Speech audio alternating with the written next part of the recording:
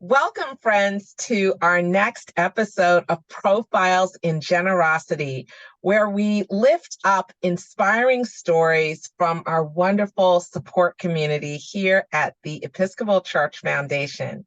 I'm Yvonne Lembo, and I'm delighted today to have a special treat as we celebrate Advent season in the person of Hope and Bill Eakins. So I'm going to introduce you to them briefly, and then we'll get right into our conversation. Hope and Bill are both retired Episcopal priests who served as rectors of parishes in the Diocese of Connecticut.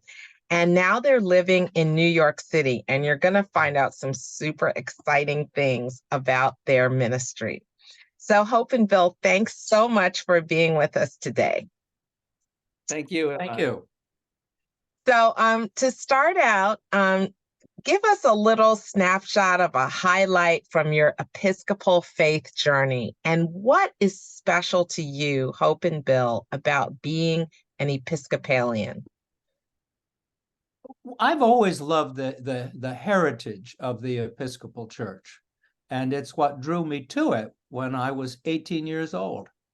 But what I've also appreciated about the Episcopal Church is that there is an openness to the future, and there's room for being creative.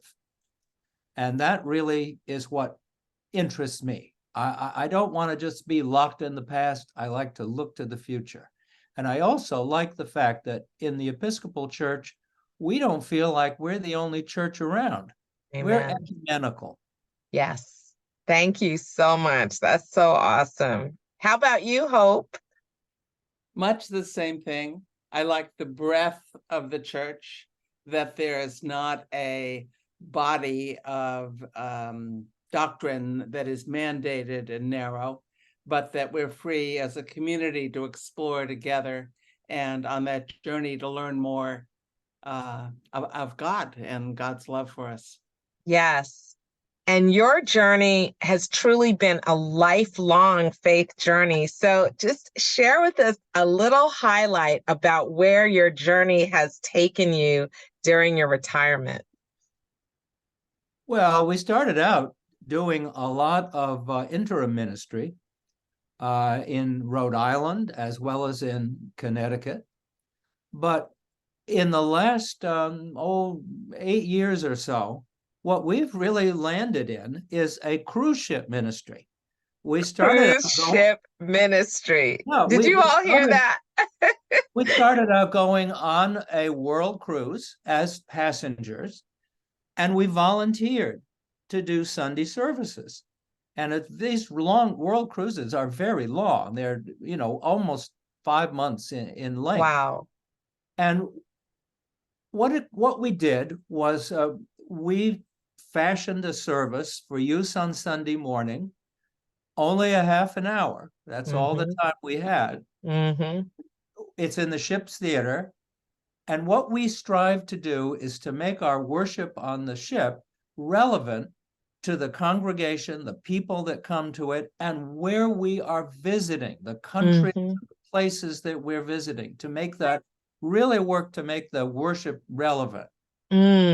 So it's like missionally focused, like as you're traveling, your worship is connected to the community around you.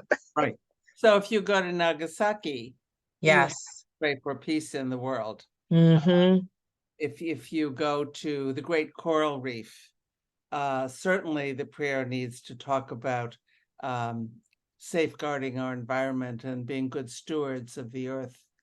Wow. So we do that. We have written a prayer book for this year's cruise. We're going for 132 days. Oh, wow. Wait, hold that up. Look at that, you all. You see Noah's Ark. Isn't this awesome? Yeah, and we have a friend who's Jay Sidebotham, who's a priest cartoonist. And Jay did the back cover, which is a cartoon. Bill, read the caption, would you?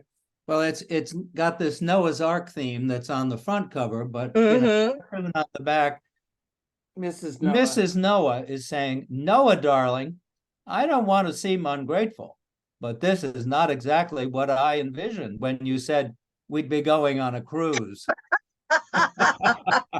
Thank you, Jay. It's like Gilligan's Island, the 3-hour tour turned into a whole year at sea. This is a book of Bible readings and prayer appropriate to all the 132 days of the cruise. Wow. That is so fabulous. So I don't want to put you on the spot, but I'm sure that many folks would enjoy the prayer book as kind of a virtual spiritual cruise. Is there any way of making some of the readings available for folks who might be interested? Sure, we can send it to you. Okay. Yeah. So folks, if you've heard this today and you're interested in sampling some of the readings from the prayer book, please send me a quick message at ylembo@ecf.org. And then I'll connect with Hope and Bill, and we'll make sure that you can join in the cruise in your prayers virtually. Right. I would say the prayers are quite short and the scripture texts are quite short, because we figure people on a world cruise are not really kneeling down every morning for 15 minutes. Yes. Prayers. So we're trying to catch them where they are before they go out for the day and see the sights. But this is so, in tune with our contemporary life. People, their lives are very fast paced. And then this is a way to have that moment of spiritual reflection and engagement. So I think when we think about the congregation, two things are important. One is that many of them, maybe 70% of them, are on this world cruise every year. So a congregation that knows each other. Yes. And we are a family. Yeah. And also we've discovered that for many, this is church. Yes. They don't go to church when they're at home. Well, this is reflective of our times too. And it's Emmanuel, this is all in with the season, God with us, and this is literally God is with them in their lifestyle as they engage. Here, God came on the cruise just to meet up with them, and you all are the instrument. I love it. And there are some interesting offshoots to the worship on the ship. There is a group of women that knit woolen squares that then get put together to make Afghans for orphans in South Africa. Wow. All this happening on the ship. It's so wonderful. Well, let me ask you also, what has inspired you to be part of ECF support community? What inspires you to support ECF's work? Well, we really think that ECF is a very important institution in the Episcopal Church, because it's taking a look not at our past, but at our future, and making strategic plans, in supporting initiatives that lead us into God's future.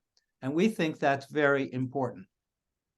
Thank you so much. And I think we also are so, we feel so blessed by EPF listening to the voice of lay people. This is not a top-down, as wonderful as our bishops are, and as wise as they are, there's also wisdom, great wisdom in the community.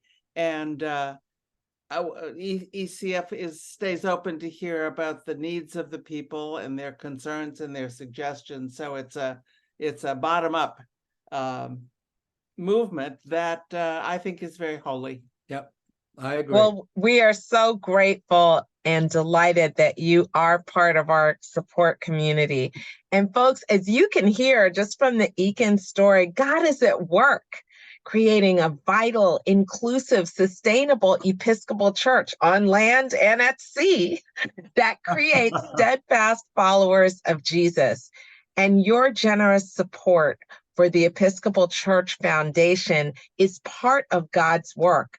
It helps us provide programs, resources, innovation, and expertise that strengthens faith communities wherever they may be, however they may gather.